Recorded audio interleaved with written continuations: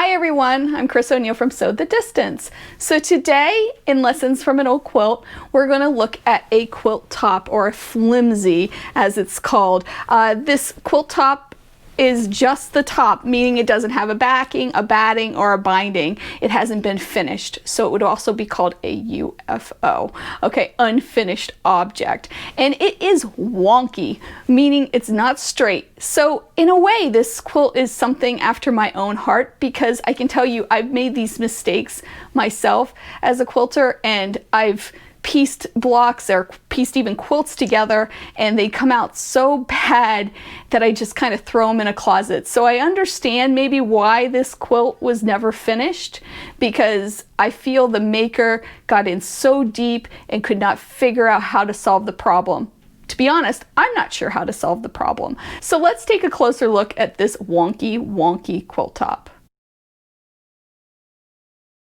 Okay, so before we talk about why this quilt is wonky, or this quilt top rather is wonky, let's first talk about the block, and we'll talk about what this maker did well. Okay, so let's first identify the block, and it's right here. And it's tricky to get a straight shot on this because it is so wonky, so it's a little different for me this time, okay? But you can see the block is right here, and it is repeated. It's the same block. There's no sashing strips, meaning there's no pieces between each block, and there's no cornerstones, meaning that there's no square between each corners of the blocks. Actually, if that had happened, this might have been a better layout for this. So you can see even in this shot, it's a little wonky, but the colors are cool. It is a really neat quilt, or quilt top. I keep saying quilt. I realize that. It isn't a full quilt. It is just the quilt top. Let's say it's aspiring to be a really cool quilt, okay? So if you see here, in this block, I mean, the colors are awesome. And there's many places where the maker pieced pieces of the block, but we've seen that before as well. The colors and the fabrics just make me happy. Many of these fabrics are from the 1930s, at least according to the books that I use, right? So, you know, but they're fun, happy, bright, colorful colors, and it really is going to make a beautiful quilt if we can figure out how to actually solve some of the issues. So the block itself is made up of these 8 squares, and then there's strips in here that make the X. These squares, this is cut in one strip, and then these 2 squares are put on to make this X. We also have half square triangles and quarter square triangles around as well. Let me adjust it a little bit better so you can see. So we have the half square triangles and quarter triangles here. And ideally it makes a secondary pattern here where you can see, let me get my strips, an hourglass. So that's the intent. Okay, so you can see that little hourglass right there in each of the corners. So what happened here? Why is this wonky? And first I want to say that I am, you know, analyzing this. I don't know for sure. And of course I'm speculating everything as I do with most of the quilts that I look at. I did not make this, so I am not sure exactly, but I have a really good idea. So let's talk about grain. So I made this card to show us exactly what's going on. So fabric has 3 grains. It has the cross grain, and it has the straight grain, and the bias. So I have a piece of fabric right here to show you. Okay, this is just a square from a charm pack, but the straight grain is not stretchy. See how it doesn't stretch. There's no give there. The cross grain, however, is stretchy. The bias is very stretchy, and that goes across the middle. So let me show you on this card that I made. Turn around here. Okay, so the cross grain is stretchy. The straight grain is not stretchy, but the bias is very stretchy. So when this maker made these blocks, instead of making sure everything was straight on the grain like this, which is what we would want to do, it could be this way too if you wanted to, but it's straight, right? The squares are going to work together this way. This maker cut things kind of like this.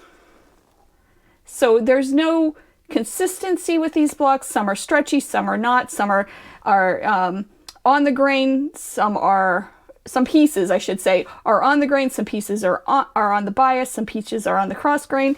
So we end up with this very wonky, unevenly stretchy block. So the block itself probably looked great on its own, but then when they started putting 2 blocks, 3 blocks, and then even strips together, they started realizing that they have some issues. And we see evidence of that here, where there's this huge pucker that the maker was trying to ease in, and here. And throughout, it's everywhere. You can see evidence of this all throughout. Here you can see, boy, you know, they really tried to get that in there. Forget about the points, which, as you know, I don't care about that too much. Or I'm trying to be the person that doesn't care about that too much.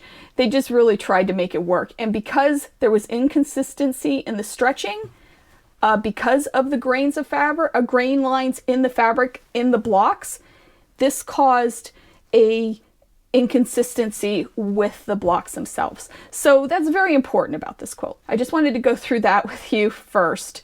The quilt top is mostly machine piece. There's a few places where it is hand piece, but you know, that's really not a big deal. Either way would have worked. There is some inconsistencies when we turn it over with some seam allowances. Some are very, very wide and some are very, very skinny. And I do believe that's a direct result of the maker trying to ease in these blocks and to make them work. Okay. I am not sure how we would fix this. I probably will at some point take these blocks apart, maybe add some sashing strips to stabilize them, you know, even using some spray starch or something to help with this. But honestly, I'm not even so sure that this can be recovered. I hope it is. Wouldn't this be awesome? Like at a picnic, or having a picnic in the park or something like that, and sitting on this beautifully colored quilt. I absolutely love it. I just don't know how to save it. So if you have any suggestions, please let me know in the comments. I'd love to hear. I do believe this block was washed and dried. Also, not doing this quilt top any favors because there was some inconsistency with shrinking. Again, the biggest issue is the bias, or the inconsistency of using the bias in this block. However, you know, I think that didn't help too. Boy, you can really see even here when they added the border, just how big, what is that, a 1/2 inch seam allowance, I would say, that was used just to try to get that in. You can see here, we even have some inconsistencies. So speaking of that, let's look at the border. This poor maker, I feel for this maker because this would have so been me, especially when I was new to quilting and piecing. The maker tried to add borders, and I would even say something was going on here. I don't know if it was even in a quilt at one point and taken apart, because there are some weird creases in there, but whatever, that's really not something that I'm going to focus on here. But the borders were definitely eased on, because I can tell you their grain is correct. The maker paid attention to that with this. But you can see all of the gathers and puckers. Somebody was really trying to make this work. You can see that here, really trying to ease in those borders. It's a shame.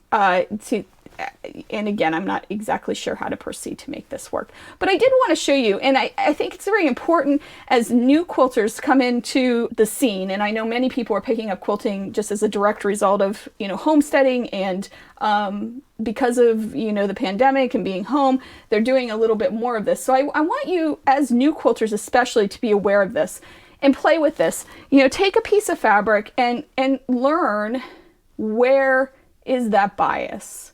How do I cut and make sure I'm consistent and I'm paying attention to the grain? How the threads run in a piece of fabric, and really understanding cotton fabrics. And, you know, play with it. Make a few sample blocks. The best way to learn is to see how these grains react when you're putting them into projects.